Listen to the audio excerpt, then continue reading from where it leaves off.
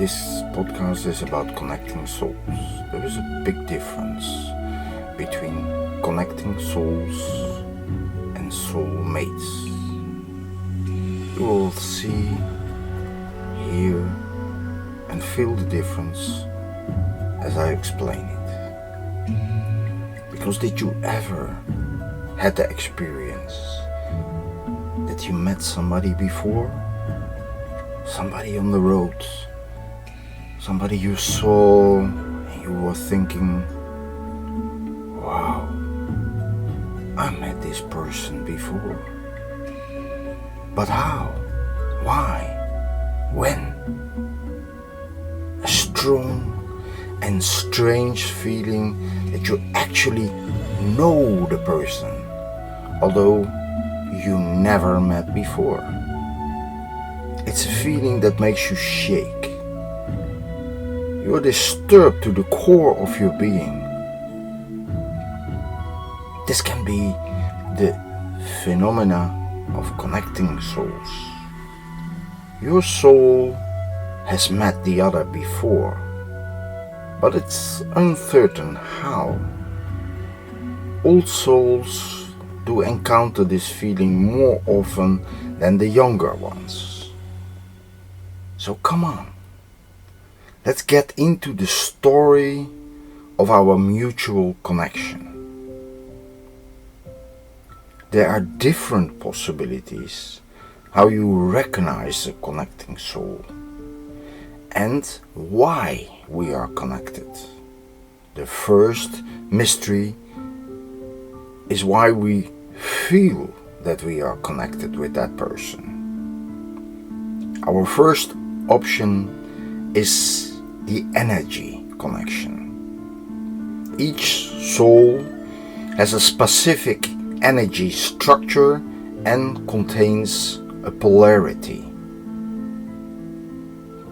This polarity attracts and pushes away others without that we know it.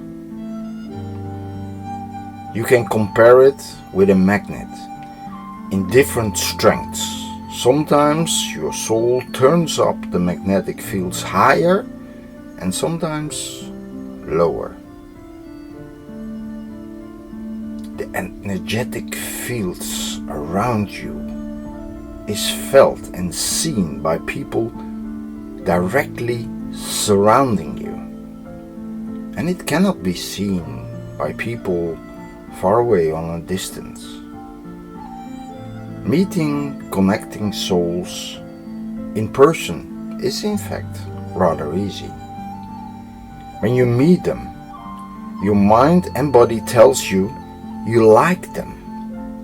You like the person. You feel that special connection with them. But it's not always the same from the other side. Some souls, they wander in the dark. They are no longer aware of the old connections. They are here on earth to finish a task, to complete a project. These people have a neutral polarity and are often focused on their work or another topic and will not see or even feel you. They are not connected to the source of the energy and cannot recognize what is going on around them. We can call them lost souls. At other times you meet a connected soul and both feel the same way. These connections can be valuable if we make them and do the right choices. Most of us make the choice of a relationship and take the connection to a physical level. Yeah, and that physical level could be needed to feel a deeper connection of reality, the here and now of the connection. And this is what different gurus preach. A good example was Bhagwan. He preaches that the physical level of connection would open the gates of heaven. Fact is, and most of you will have that experience, that the physical satisfaction and the mental connection can be two completely different things.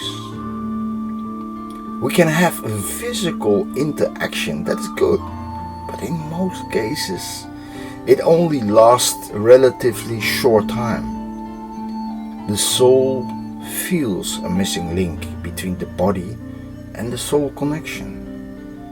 And there is a really good reason why this happened. You met the person in another life, in another dimension or entity. And at that moment, the shape of you and the other could be completely different. You even could be only in an astral form. The here and now of your physical is totally different from the connecting moment in the past.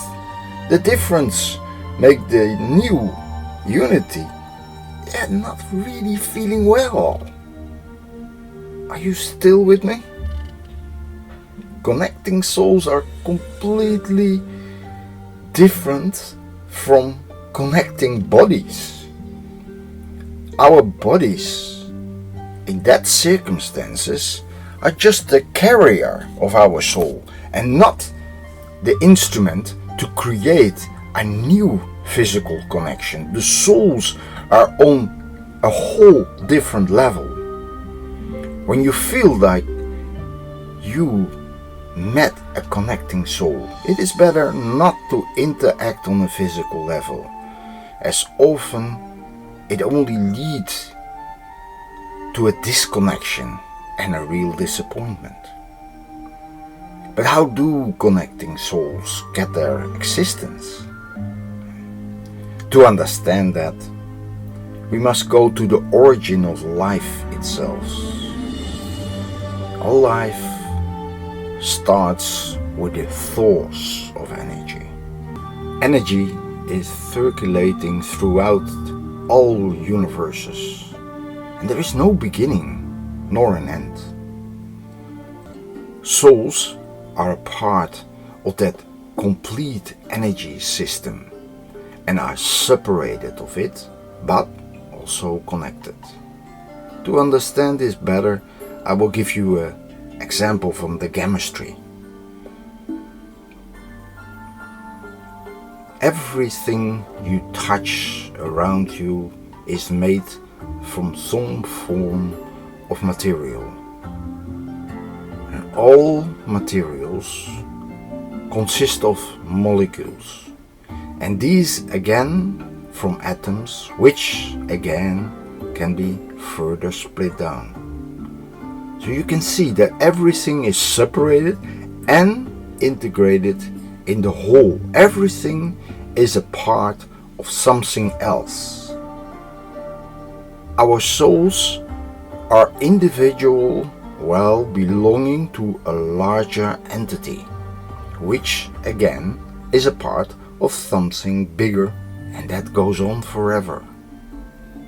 Like the atoms, we move all the time because that is how energy works.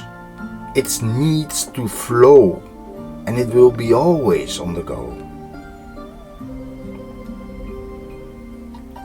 Our souls move during the ages from place to place, without time, without space, from material to material, from body to body. And this is how the theory of karma came along. During our travels as souls, we connect with others for a purpose of the larger whole. Remember, like the atoms forms the molecules. Some of the connections are strong, like when the atoms really connect to each other to form a solid material. But most are weak, like the atoms in gas, so they float along. These feelings of strong connections, they come from the times that we were joined with others in the close interaction. We had the same goal, the same purpose, and of the same being at such moments. With the strongest connections, we had that dependence on each other to perform something or interact with others. It was a need to rely on each other, an eternal trust, a faith of that moment, something that did last, but we never know how long. How can we recognize connecting souls? It's not yet fully known how we can track and trace our connected souls. But although research done, we found some clues that are really still under investigation. An interesting clue is that we check out some lookalikes, people who look like us or others, and they can be connected. It seems that to be a long shot when people look the same, that they have the same characters, the same kinds of soul, and comparable appearance. They are most likely, and that is the strange part, to have the same kind of soul shape. Their souls have common features with ours. We may even be able to connect with them. Another way is by see and feel. And this is the cause and effect meeting.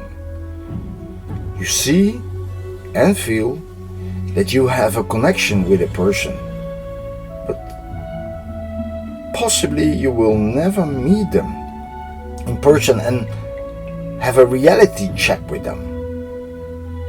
It can happen to people who are alive, but even with people who are really dead for a long time.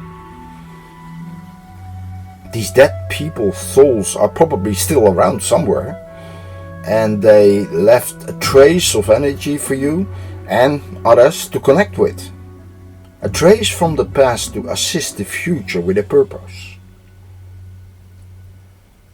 Another way we recognize is that unknown emotion that occurs suddenly when we see a person, even if it's a famous person, a celebrity or otherwise.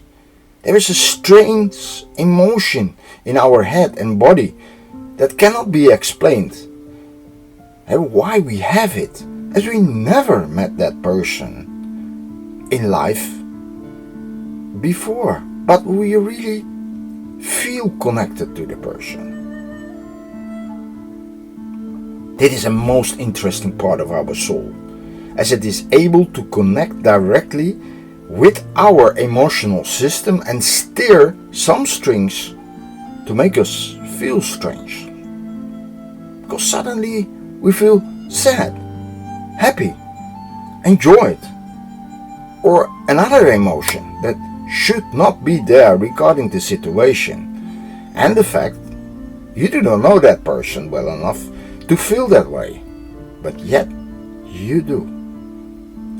This unexplained interaction of what you experience has everything to do with your soul connection. And this connection goes way beyond the ratio and comes from an energetic source. And often this person also has a meaning for you in the past. And who knows, in whatever way it was, you feel emotionally touched in a strange way. The connection is directly affecting your physical body stronger than you did expect and normally have when you meet another person right in front of you. And these souls had a meaning for you all along, but you cannot determine what meaning. Here, acceptance and appreciation or another emotional feeling comes in place, and you should live in that moment for the time being. Often we hear people talking about soulmates, and soulmates are people you feel deeply connected with, but not in a needy way, not in a desired way. You connect with a person as a soulmate and often think to make the same move and sleep with that person. After the connection is not anymore as strong as it's supposed to be, and both go their own way. And a soulmate is only for the soul and not for the body. That is why we call them soulmates. So it's not your lover, it's not your sex partner, it is your soulmate. And when you feel that deep connection with the person, make clear that what you have must be cherished and protected. A hug, even a long holding, enjoying each other's company, and even kissing is perfect.